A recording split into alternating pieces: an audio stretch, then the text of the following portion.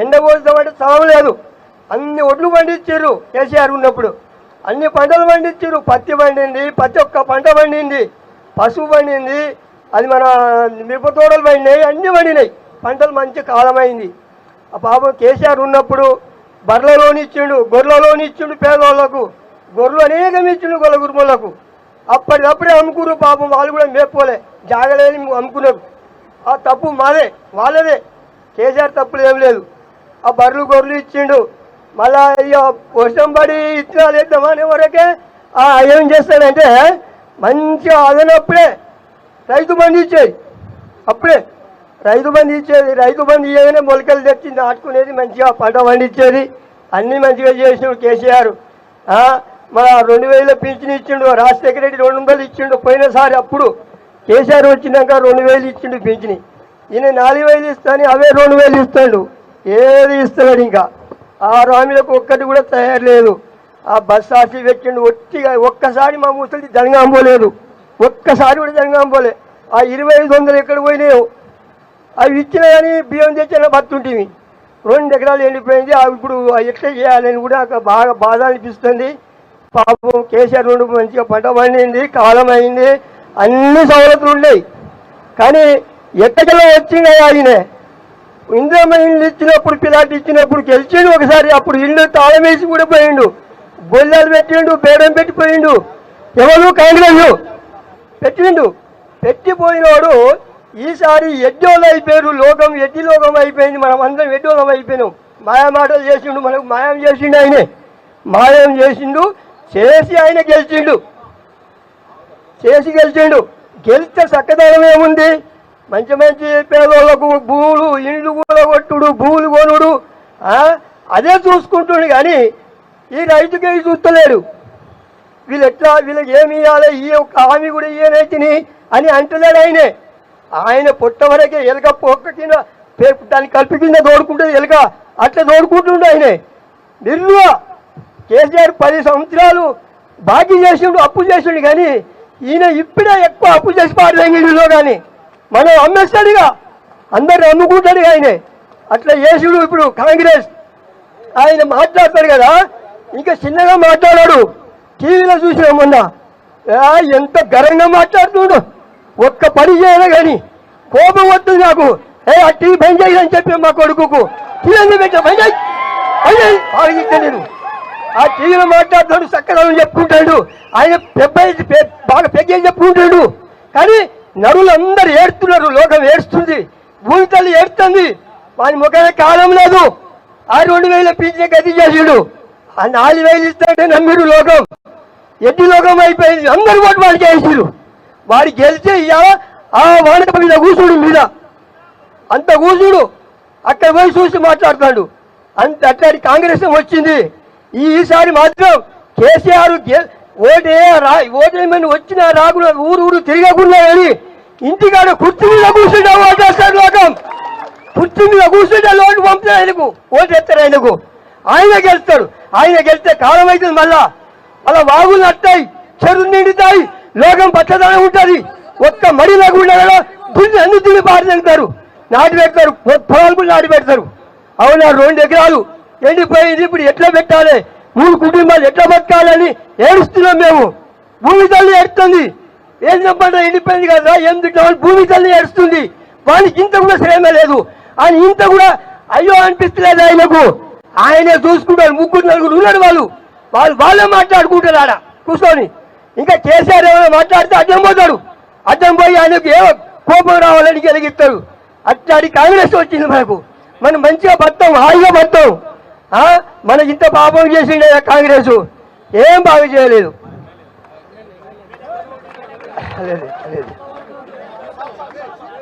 ఎవరు ఇప్పుడు మీ పేరు చెప్పి మాట్లాడు.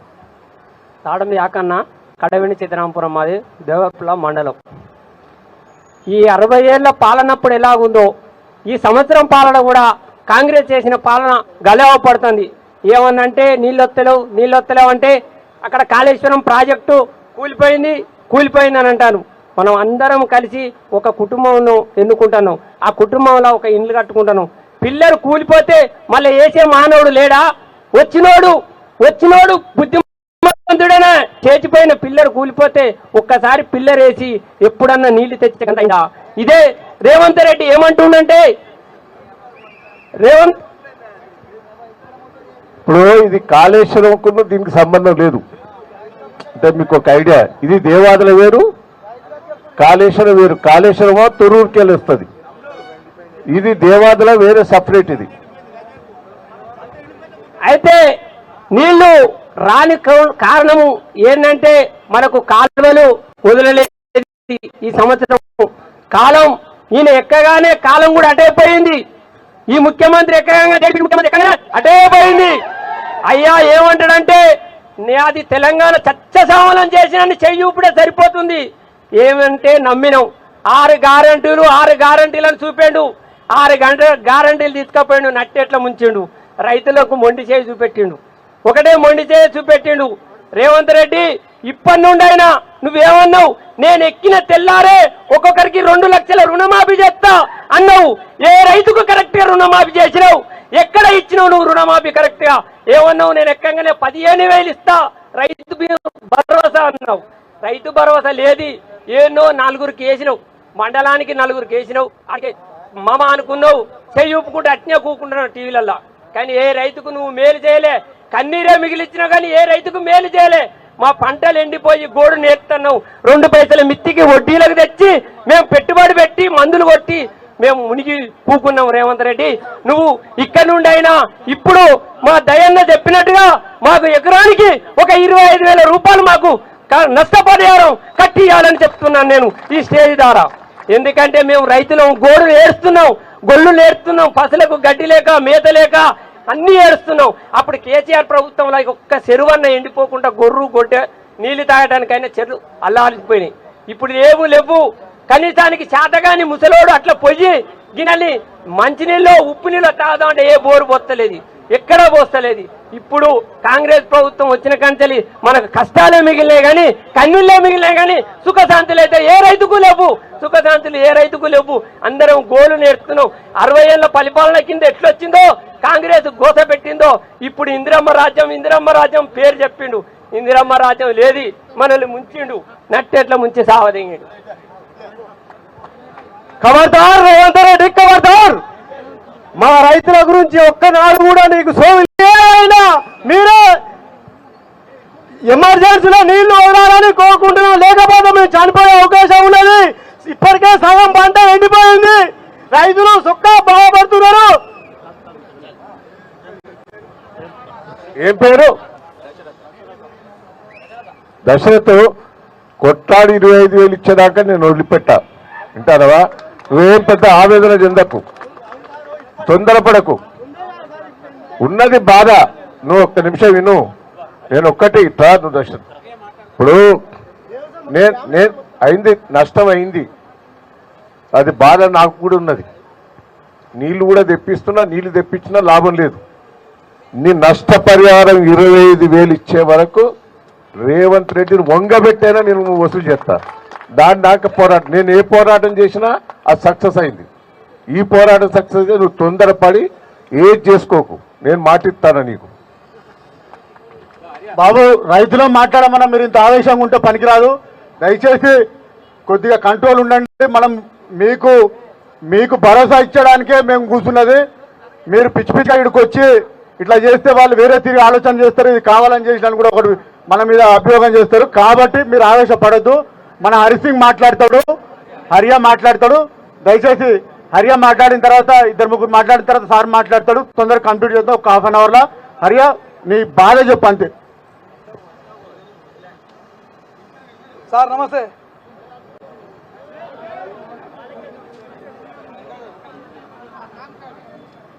వాంకడు దర్యా ధర్మాపురం మాది, లక్ష్మణ్ తండా జీపీ. ఇవన్నీ బాగా పెద్దగా చెప్పిన అయ్యా. ప్రతిపక్ష మంత్రిని చూసినాం 10. నీలో సంజయ్ రెడ్డి కాడ నుంచి చూస్తే ఇప్పుడు చూస్తా ఉంటావు. ఏమైనా ఎక్కువ అంటే ఏమైనా అడిగితే తిడతావు. నువ్వు అన్ని పని బాగా చేస్తావు. కేసీఆర్ చేసినా కన్నా ఎక్కువ చేస్తా అన్నావు. ఎక్కువ లేదు, తొక్క లేవు. అదే 15,000, 4,000 పింఛని చూద్దాం. బంగారవి నా బిడ్డ పెళ్లి ఎట్లా ఆపినా నా సౌండ్ పెంచు. ఇప్పుడు నేను ఎప్పుడు పెళ్లి చేయాలని తులం బంగారం ఎప్పుడు వస్తుందని అట్నే చూస్తాం. నువ్వేమంటావు? పని చేయి.